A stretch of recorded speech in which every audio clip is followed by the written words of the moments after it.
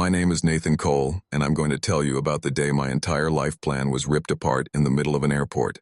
What started as a story about love and marriage turned into betrayal, silence, and ultimately, my own revenge. You'll want to hear how it unfolds, because the way she tried to erase me was cold, and the way I answered back was unforgettable. Before we dive in, hit subscribe, and let me know in the comments where you're listening from. Every single message from you pushes me to bring out even more real stories filled with shocking turns and raw emotions. I was 35 years old, working as an academic fellow in behavioral psychology at Grey Ridge University in Riverbend. The salary, about $92,000 a year, was steady enough for a one-bedroom near campus that cost me $2,050 each month. My days were predictable, my research engaging, and for 6 years, I thought my personal life was stable too. For almost 4 of those years, I had been engaged to Elise Warren, a 29-year-old brand associate at a downtown firm earning $64,000 annually. We had set our wedding for October 2024, and the blueprint for our life seemed locked in place. Elise lived in Brookdale with 2 roommates, splitting $2,600 rent 3 ways, while I shouldered my place alone. After the wedding, she'd move in with me until we found something larger. That was the plan. Then came her May 2024 trip, a month in Europe with her college circle, Megan, Claire, and Tessa. They'd taken trips together before, so I encouraged it. After all the wedding stress, I figured time away with friends would clear her head.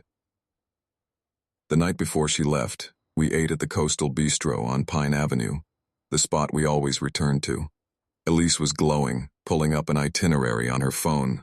Lyon, Valencia, Florence, Rotterdam. 4 weeks of museums, beaches, and cafes. Nothing in her voice gave away what she was already planning behind the screen, tightening privacy settings, adjusting her online life, preparing an escape. The next morning, I drove her to Millstone International Airport. The terminal buzzed with summer travelers rushing past us. Elise and I stood together at the check-in line, holding hands, running through the usual checklist. Her travel documents, her global SIM card, her boarding pass. Everything was ordinary until it wasn't. Just before the security gates, she froze. Right there in the middle of the crowd, she stopped moving. Eyes fixed on the floor, voice low, she said, "Nathan, I need some distance for now." For a second, I thought I misheard. The speakers overhead announced flights. Travelers shouted, luggage rolled. But then she looked up, and I could see it was rehearsed. "What does that mean?" I asked, fighting to keep steady. "We're 3 months away from getting married. I just need space to think about us, about everything." Her friends were waving from the line ahead, Megan tapping her watch in frustration. Elise shrugged like this was some casual dinner debate. "And you tell me this here, at the airport, right before leaving for 4 weeks? "It just feels right," she muttered. "We can talk when I'm back.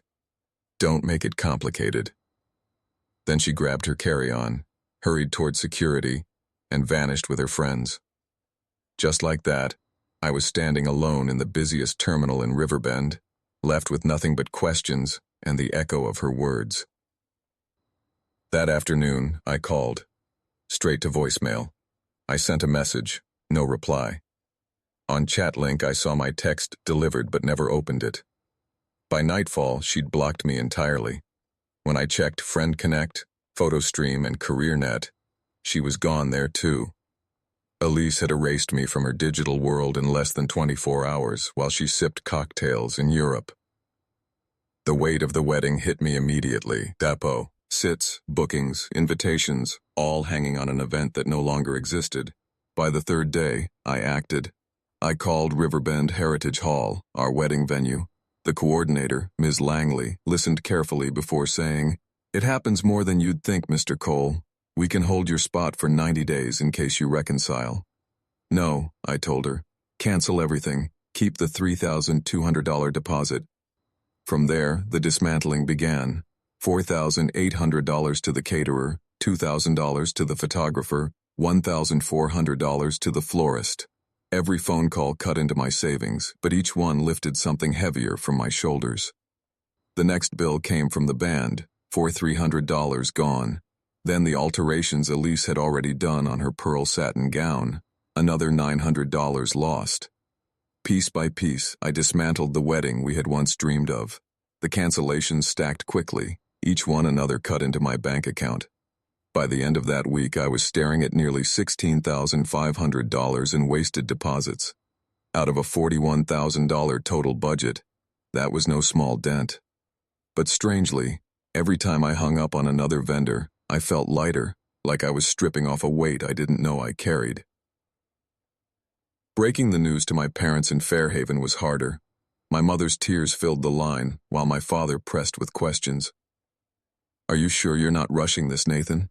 Maybe she just needs time." I shut that down. "Dad, Elise blocked me from everything the moment she boarded that plane. That's not space, that's erasure." He sighed. "Sometimes weddings push people to behave strangely." "It's not about a wedding," I told him. "It's about respect. Adults talk, they don't vanish." By the second week, whispers trickled through mutual circles. Tyler Grant, who knew Tessa through work, mentioned photos on PhotoStream from Valencia. Elise on rooftops with strangers, cocktails in hand. Then Brandon Cross, dating Megan, slid me screenshots of Elise in Florence clubs, laughing with men she'd met abroad. Another showed her draped, close to a guy named Luca on the Amalfi Coast. She looked free, careless. Meanwhile, I was on the phone explaining to florists and caterers why my October wedding was off. Week 3 hit harder. Marcus Reed, a colleague at Grey Ridge University, forwarded me something from his girlfriend, Julia Blake. Julia had seen a slip. Claire accidentally posted a private group chat publicly before deleting it. In those messages from Rotterdam, Elise painted me as the villain. She called me controlling and said I pushed her into a timeline she didn't want. She claimed I had overreacted by canceling everything and that when she returned she would forgive my rashness and suggest a smaller, more intimate wedding. I read those lines again and again before laughing into the emptiness of my apartment. Her boldness was breathtaking. That's when I made my second big move. I started building a case. Screenshots of her accounts before she cut me off. Receipts from every cancellation. My phone logs, all showing blocked calls. I built a folder labeled Facts and filled it with a complete timeline, down to the exact words she dropped at the airport. By that same week, I made a third decision. Her belongings had to go. Over the past year, Elise had seeped into every corner of my apartment, half my closet filled with her clothes, the bathroom shelf packed with skincare products, the fridge crammed with her oat milk and Greek yogurt from Green Mart. On Saturday, I boxed everything. 14 cartons stood stacked by the door, each item carefully packed but stripped of meaning. I sent Tessa a message. "The boxes will be in my lobby. Arrange pickup with Javier." Her reply came fast. "Nathan, aren't you being a little extreme? She only wanted space." I typed back, "Adults who want space don't vanish, block, and pretend their partner doesn't exist for weeks. The boxes will be waiting." By week 4, I was sleeping again. By week 5, I was on a plane to a Portland conference I'd been putting off. By week 6, I enrolled in the cooking class I always wanted. I even had the building remove Elise from the visitor list, deactivate her entry fob, and put my desk back where it had been before making room for her dressing mirror. Then, 3 days before her return, my phone buzzed. A chat link ping from an unfamiliar number. "Nathan, I've been trying to reach you. I want to talk when I get home. I'm ready to fix this." I stared at it for minutes. 6 weeks of silence, and now she was ready? I typed back, "There's nothing left to fix. I moved on." Her reply came instantly. "What do you mean?" "I just needed time." "You had 7 weeks," I wrote. "So did I. The wedding's gone. Your things are with your roommate. It's over." She fired back, "Don't be ridiculous. We can reschedule." I realize I just had wedding panic. That's normal. Normal. She thought disappearing for nearly 2 months and rewriting the story as if I were the problem was normal. I powered my phone down and went to bed. Elise was about to walk back into Riverbend, expecting me to play along. She had no idea the conversation waiting for her would be nothing like the one she had planned. Elise came back to Riverbend on a Tuesday afternoon in late August 2024. I knew the moment she arrived because Javier, my building's doorman, called me at work. "Mr. Cole, a woman's here asking for you. Says she's your fiancée, but she's not on the approved list anymore. Should I let her up?" "No," I told him. "We're not engaged. If she needs me, she can call." "Want me to send her away?" "Yes. Don't let her wait around."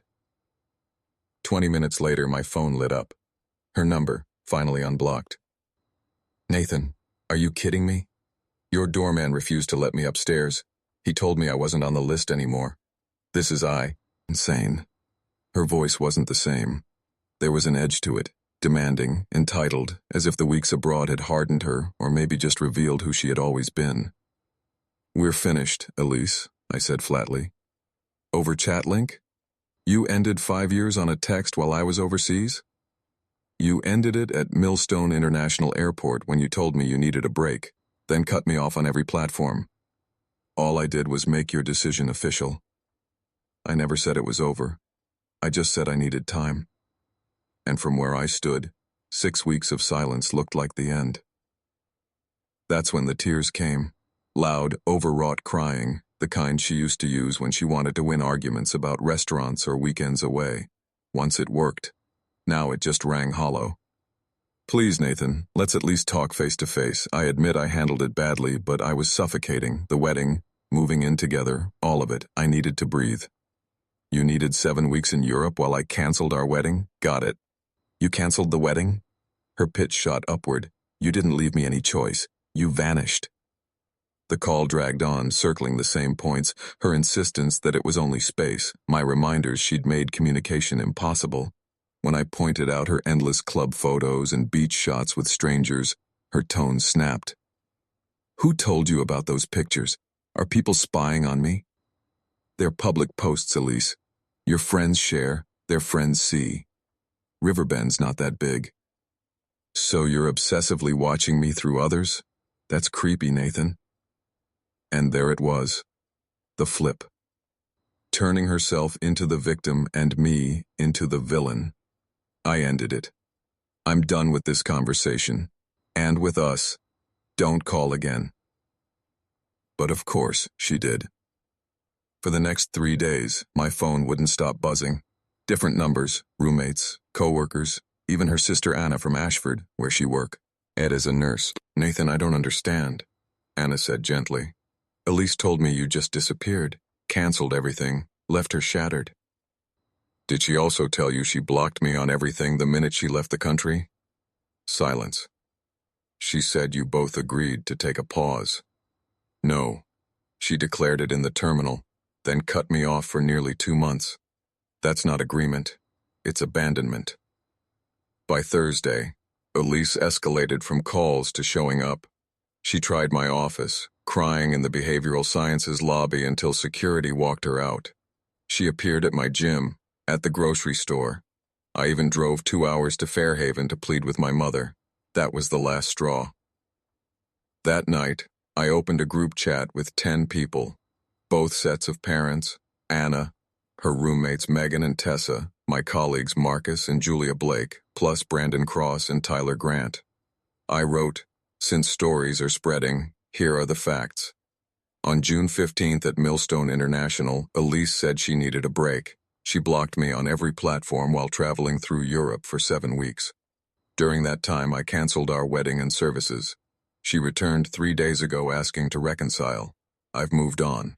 I'm sharing this so everyone hears the same timeline." The fallout was immediate. My mother called, confused, because Elise had told her I'd abandoned her in a crisis. Megan accused me of airing private matters. Anna texted paragraphs defending her sister's need for space. But the most revealing reply came privately from Claire. "Nathan, you should know the truth. Elise spent the whole trip saying she finally felt free. She hooked up with guys in 3 cities. She told us the break was the best decision of her life. The only time Elise panicked about losing me was after Megan showed her my group message canceling everything. That's when the fear set in.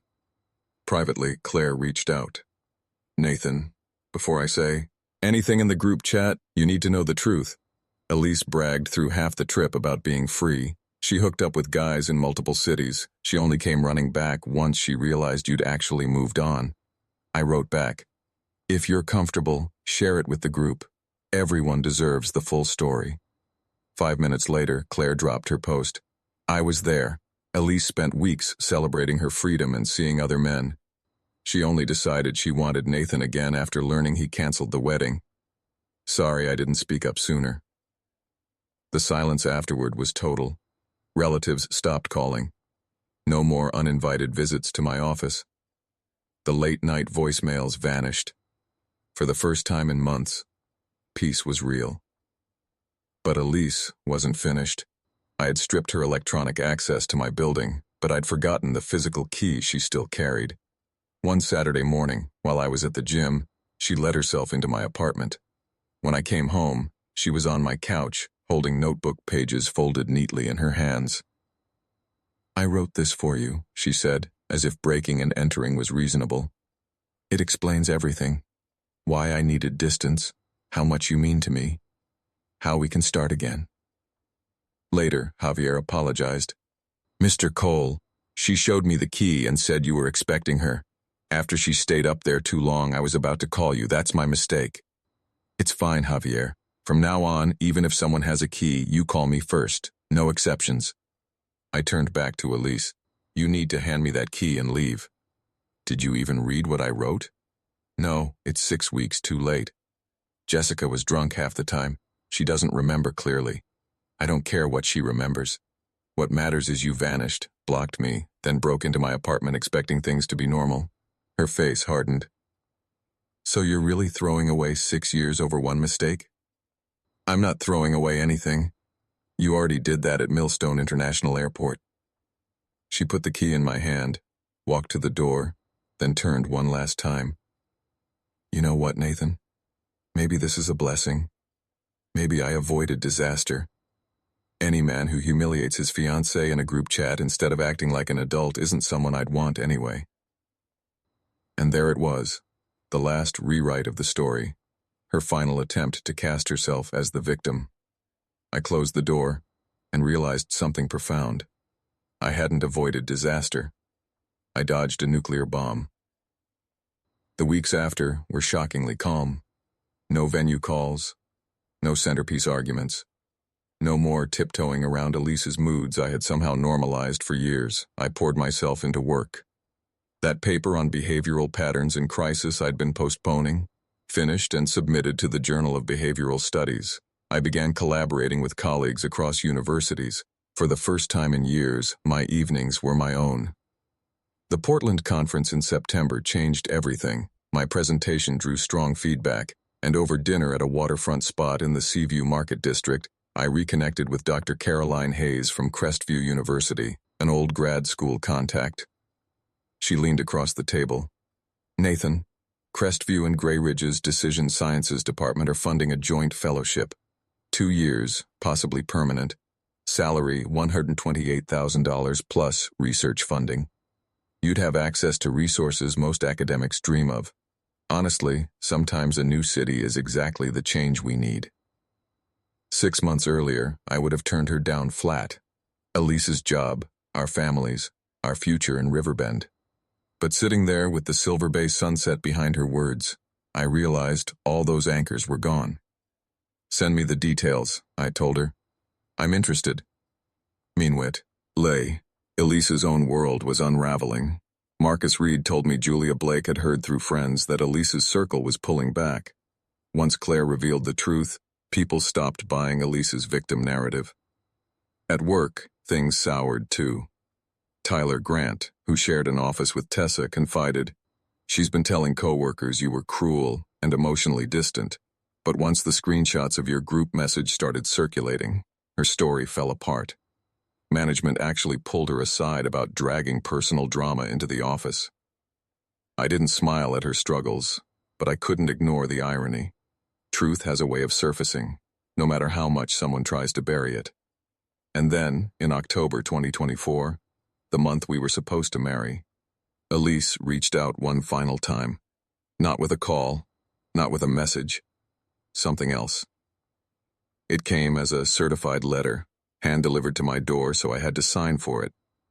Elise had chosen expensive stationery, 3 full pages in her familiar handwriting. This time, the tone wasn't aggressive. It was softer, almost reflective. She admitted she had been immature, admitted blocking me was childish, admitted she should have handled things differently. But even in her apology, she couldn't resist reshaping the story. Instead of owning her choices, she claimed she was crushed by societal pressure, that marriage felt like a trap, that she needed to rediscover herself before settling down. She ended with a suggestion. Maybe we could rebuild slowly, as friends, and create something even stronger. I read it twice, then filed it in my facts folder, not because I intended to reply, but because it perfectly captured the core problem of our entire relationship.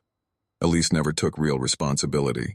Even her most sincere attempt at contrition cast her as a victim of circumstance rather than someone who abandoned her fiancé at Millstone International Airport and vanished for 7 weeks. I never responded. 2 weeks later, I accepted Dr. Caroline Hayes' offer at Crestview University. The fellowship would begin in February 2025, right after I finished the fall semester in Riverbend. My parents had mixed reactions. My mother worried about the distance, while my father focused on the career upside. Sometimes life forces changes you wouldn't choose, but that doesn't mean they can't be the right ones, he reminded me. And he was right. During my final week in Riverbend, I ran into Megan at a coffee shop in Brookdale. She hesitated, then came over. Nathan. Hi. How are you? I'm good. Actually, I'm moving to California for a new role. That's wonderful. A new beginning. She paused, then lowered her voice. I owe you an apology. Elise told us you both agreed on a break.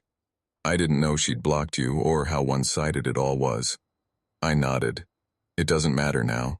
Things turned out the way they needed to. She's been miserable, you know. I think she regrets it all. I looked at Megan and realized I felt no bitterness, only distance. I hope she figures it out, I said honestly. But that's her journey, not mine. In January 2025, I boarded a flight out of Millstone International again. But unlike the morning Elise left me stranded at that terminal, this time I wasn't blindsided. I wasn't abandoned. I was in control. I was heading toward a future I had chosen. Ironically, her European search for freedom had forced me to find mine. I finally understood what I needed. Someone who faces problems instead of running from them. Someone who talks instead of disappearing. Someone who accepts responsibility instead of rewriting history. Now, 8 months into my fellowship at Crestview, I'm thriving. My research is stronger than ever. My colleagues have become true friends, and yes, I've started seeing someone new. Someone who doesn't need a plane ticket to avoid difficult conversations. At 35, I finally feel like I'm living the life I was meant to have. People sometimes ask if I regret how I handled Elise. The answer is simple, not at all. She asked for space that day at Millstone, and I gave it to her, permanently. What she thought would be temporary became the clean break I never realized I needed. And that's the lesson I carry. When someone shows you who they are, believe them. I didn't dodge a bullet at that airport. I dodged years of walking on eggshells, of carrying someone else's chaos, of being blamed for problems I didn't cause. The best revenge was never anger. It was building a life so fulfilling that I can't imagine having stayed. If this story connected with you, tap the like button and share your thoughts in the comments. And don't forget, subscribe and turn on notifications so you never miss the next story.